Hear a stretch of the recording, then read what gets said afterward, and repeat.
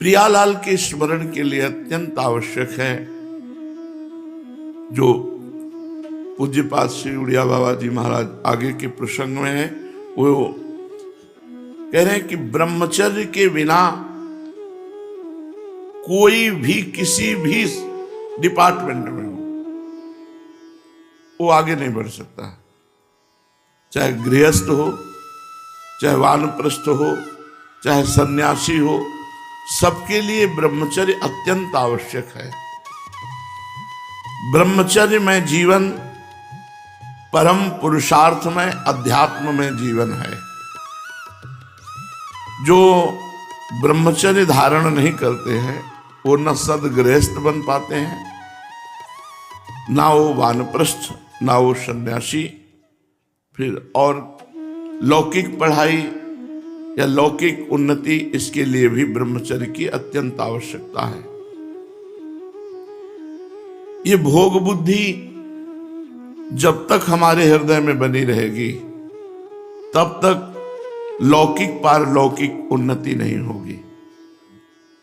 आज बड़ी दुर्दशा है कि ब्रह्मचर्य का खिलवाड़ बनाकर नाश किया जाता है। पूज्यपाद श्री उड़िया बाबा जी कह रहे हैं अष्ट मैथुनों के द्वारा ब्रह्मचर्य का नाश होता है। पहला, अष्ट मैथुन में किसी जगह आपने पढ़ा काम संबंधी बात, या आपने किसी जीव को भोग करते हुए देखा, पशु पक्षी किसी को, या आपने चित्र देखा या चलचित्र देखा भोग संबंधी, तो आपके हृदय का चिंतन होगा काम का। और हृदय में एक नाड़ी है, भीष्म पितामह जी ने महाभारत में वर्णन किया है, बहुत सुंदर व्याख्या की है ब्रह्मचर्य के विषय में। एक पंचचूड़ा नाम की अप्सरा ब्रह्मलोक से आई थी, देवर्षि नारद जी ने उससे वार्ता की। शास्त्रों में तो सब खोल खोल के वर्णन किया गया है। मूल जो धर्म का मूल है, अध्यात्म का मूल है, वो ब्रह्मचर्य है। इस पर चर्चा प्रायः नहीं होती, संकोच होगा। और जब ब्रह्मचर्य पर चर्चा नहीं होगी तो नींव मजबूत नहीं, आप महल कितना बढ़िया बना दो, भर भरा के गिर जाएगा, उसमें कोई महत्व नहीं। ब्रह्मचर्य बहुत आवश्यक वस्तु है। तो पहला है, किसी जगह हमने पढ़ा काम संबंधी बात, या हमने काम संबंधी क्रीड़ा देखी, पशु पक्षी किसी की भी, या हमने चित्रगंधा देखा या चलचित्र देखा, जो आज सिनेमा आदि में, मोबाइल आदि में आप सर्च करके देखते हैं बहुत। ये सबसे पहला अष्ट मैथुन में है।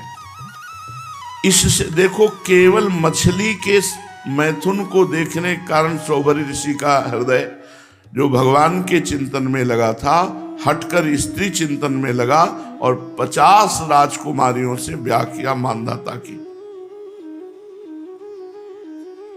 तो हमारे हृदय में एक मनोवाह नाड़ी है। कहीं हमारे शरीर में वीर्य की थैली नहीं है, जैसे पित्त की थैली या मलाशय मूत्राशय, ऐसे कोई वीर्य की थैली नहीं है। उस मनोवाह नाड़ी को रक्त की मथानी कहते हैं।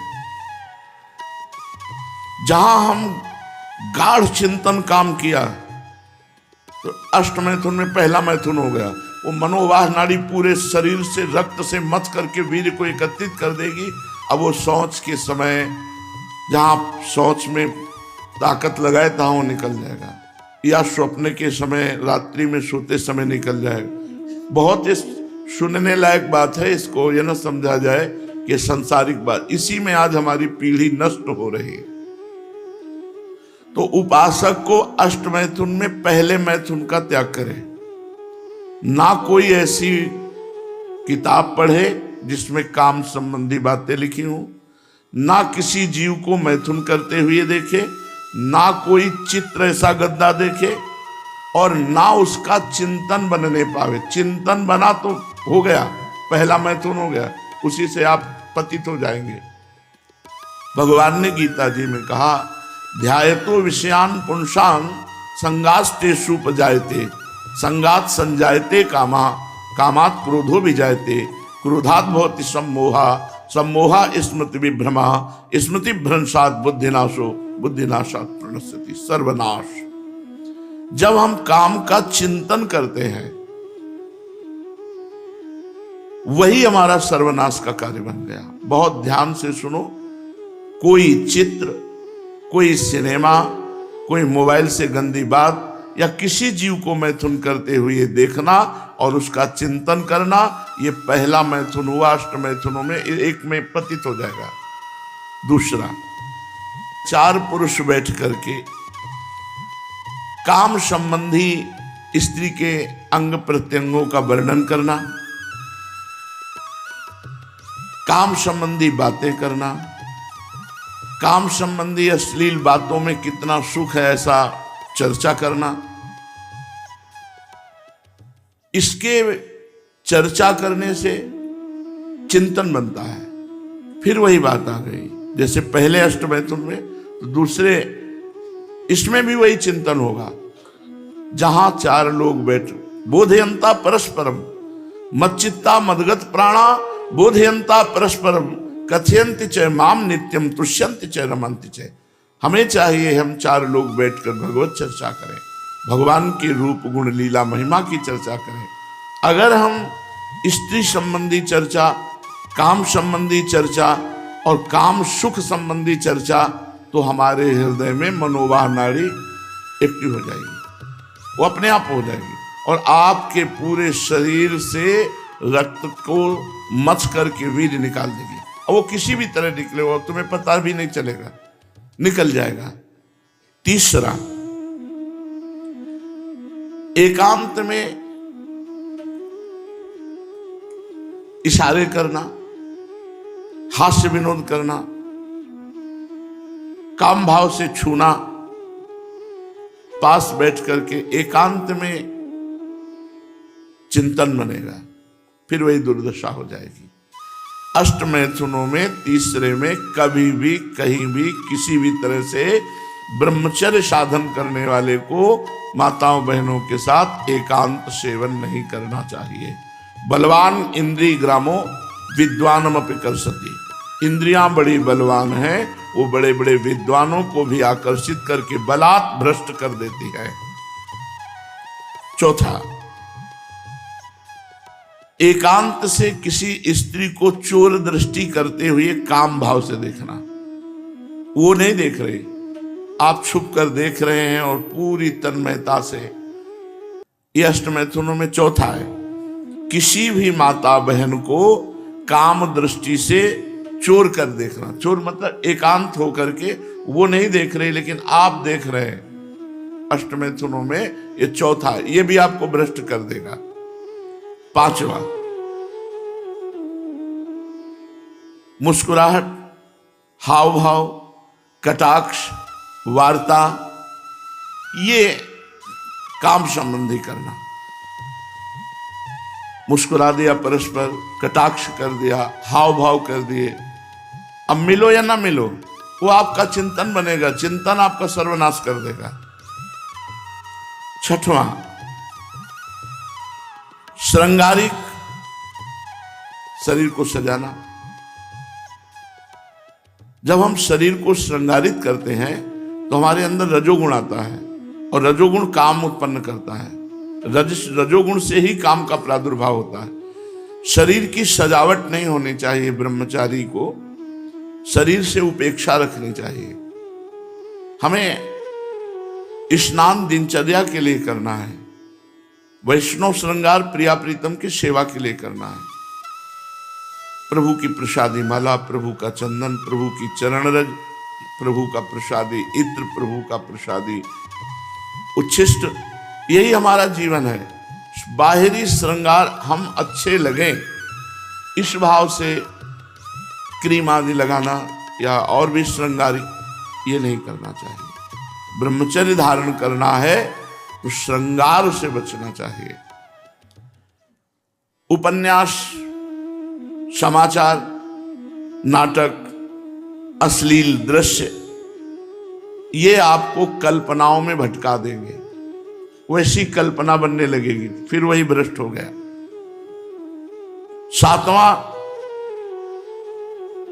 किसी के द्वारा भोग की बात सुन करके उसकी प्राप्ति के लिए प्रयत्न करना, यह अष्टमैथुनों में सातवां है।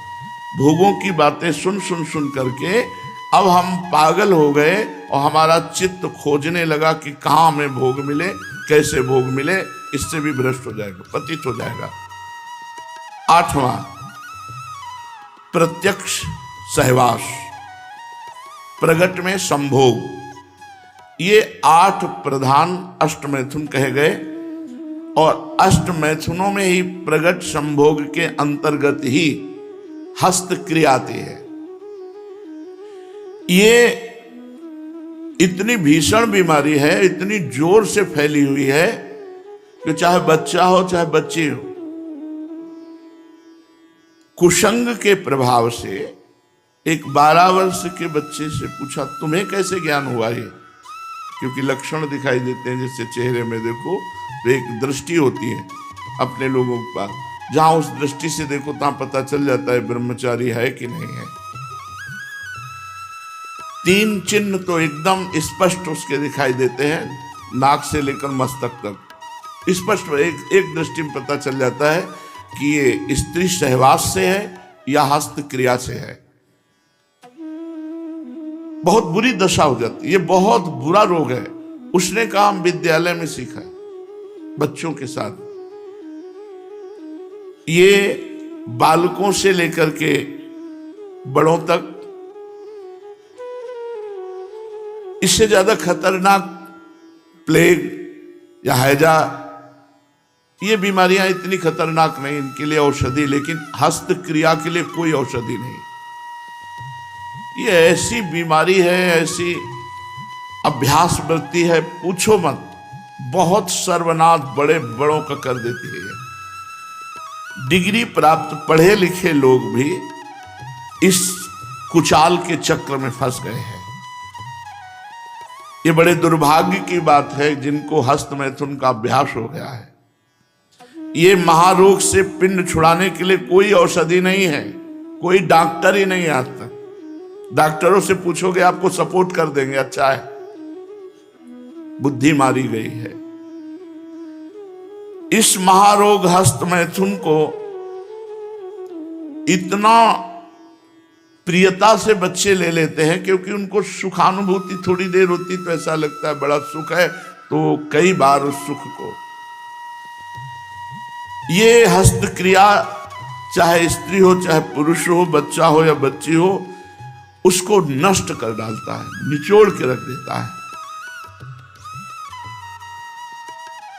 परमात्मा की जैसे नवधा भक्ति है तो समस्त विकारों से नष्ट करके प्रेम प्रदान करती है, ऐसे ही अष्टमैथुन के साथ ये हस्तमैथुन ये नव सर्वनाश कर देते हैं। वो सब विषयों का नाश करके भगवत प्राप्ति कराती है, ये सब सद्गुणों का नाश करके नरक की प्राप्ति कराती है, अष्टमैथुन और हस्तमैथुन। हस्त क्रिया के कारण जितनी कठिनाइयां आती हैं, अगर उनका वर्णन किया जाए तो छोटी मोटी पुस्तक लिख जाएगी। यहां थोड़ा वर्णन करते हैं कि जैसे जिस लकड़ी में घुन लग जाए तो लकड़ी केवल ऊपर दिखाई देगी, बका पोली हो जाती, उसमें कोई दम नहीं रह जाती। ऐसे वो बालक, वो जवान, वो पुरुष या स्त्री हो जाता है जो हस्त क्रिया करता है, बिल्कुल खोखला हो जाता है। इसी को अंग्रेजी में मास्टरबेशन कहते हैं। इसमें सबसे बड़ी घातक बात यह है कि वो गृहस्थी लायक नहीं रह जाएगा, संतानोत्पत्ति की क्षमता का नाश हो जाता है। ऐसे हमें मिले, बहुत से लोग मिले।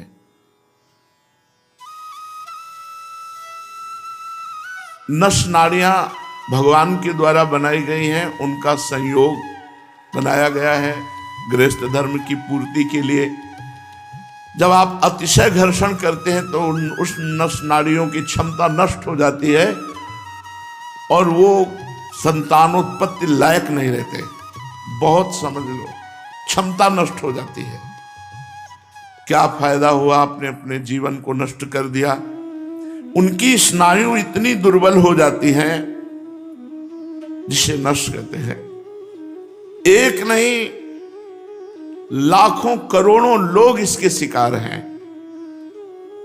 जब घर्षण से नस दौर्बल्य आ जाता है तो स्वयं जो वीर तत्व है, चाहे जिसका भी हो, वो अपने आप निकलता रहता है, रिलीज होता रहता है।